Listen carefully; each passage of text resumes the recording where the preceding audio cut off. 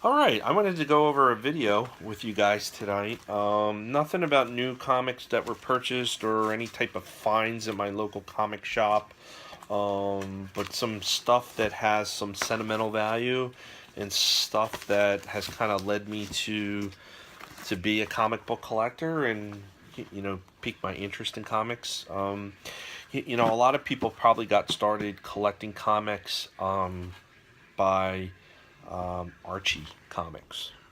And I have a whole bunch, and I pulled out a bunch that are probably my favorites, or just ones that I remember as a kid. And this one here is Archie number 306. Here it is here. This is probably one of my first comics that I've ever had. It looks like Dan DeCarlo was the artist at the time. It is dated July 1981. So, what funny papers give you the most laughs, Miss Grundy? Your exams, Archie. And stuff like that kind of pulled you in. And I remember I got a lot of these books from a place called Kindy's in South Philadelphia when I grew up in South Philadelphia. I think today it's more known as a place where you can purchase Christmas decorations. But way back when, it was kind of like I guess an early dollar store. They used to buy the comics. I guess like that didn't sell at the newsstands, and they had them for like $3 for $1 or whatever it was. And I bought a lot of my comics from them anytime that my parents or grandparents took me there. So that was probably one of the first ones I got. And here's another Archie one. It had a pretty cool cover. His head. And obviously some girls that maybe he was pursuing, including Betty and Veronica down there. One of my favorite covers was this Laugh issue, number 389. So in the background it says new 1985, and it's a car showroom. And Betty and Veronica are on the cover, and he's talking about this is going to be my next set of wheels. And he's buying it as a used car in 1999. Pretty funny joke. We're now in 2016, so this is really, really dated.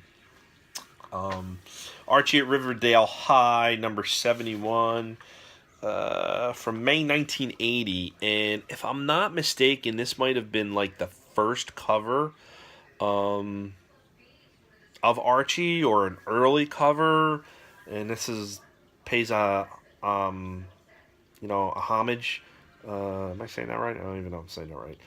To the early Archies, and it's his friend Chuck jumping over the barrels. I believe he was on the Archie was the guy jumping over the barrels in a very early or even the first issue.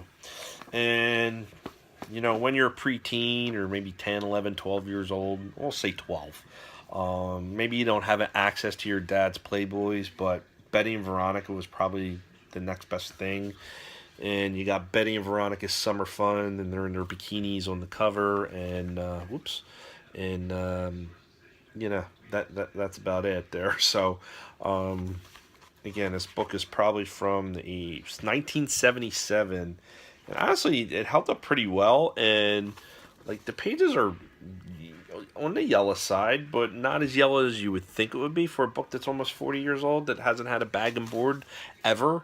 It's definitely been well read. It's mine. It helped me again to get to collecting on what I collect today. Introduced me to comics.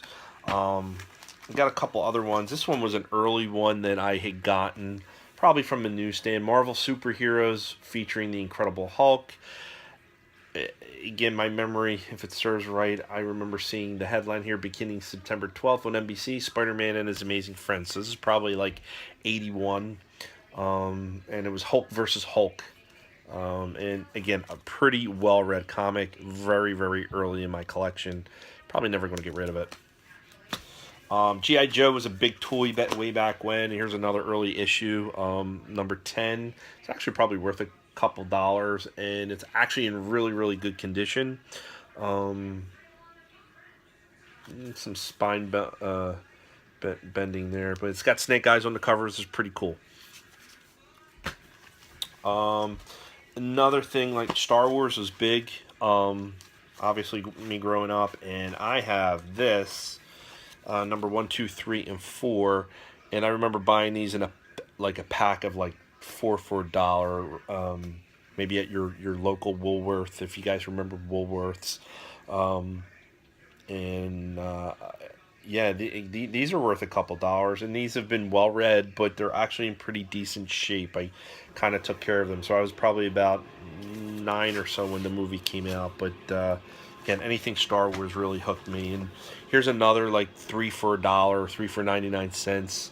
Early issues of Star Wars, 25, 26, 27. Not bad. I've read them over and over again, but they're my, it's part of my collection, part of how I got my collection started.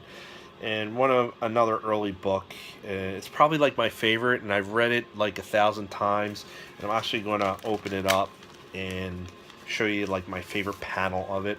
First of all, it is a what if. What if Conan the Barbarian was stranded in the 21st century?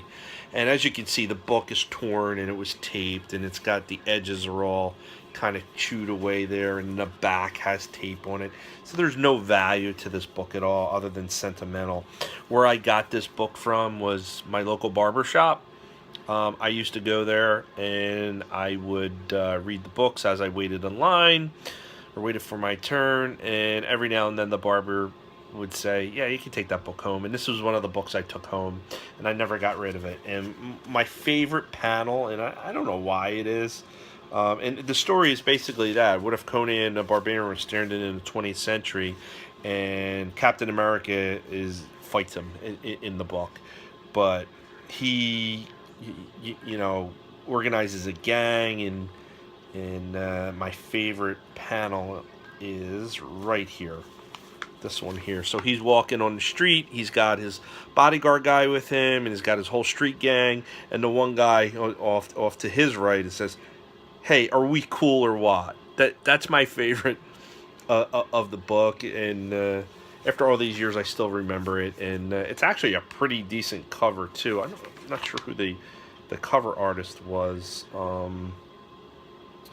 don't know, Bob Hall maybe was the artist. But nice cover. I like it. In 1983, and it is again my book. Helped start my collection, and I'll never get rid of it. I'll probably have to find a higher grade copy eventually, but that's all I got for you guys tonight. Hopefully you guys take a look at the video and post your comments down. Maybe post some of the pictures of your early books and your books that are not in the greatest condition, and just get out to your brick and mortar stores, buy some books, keep the hobby alive. Thanks.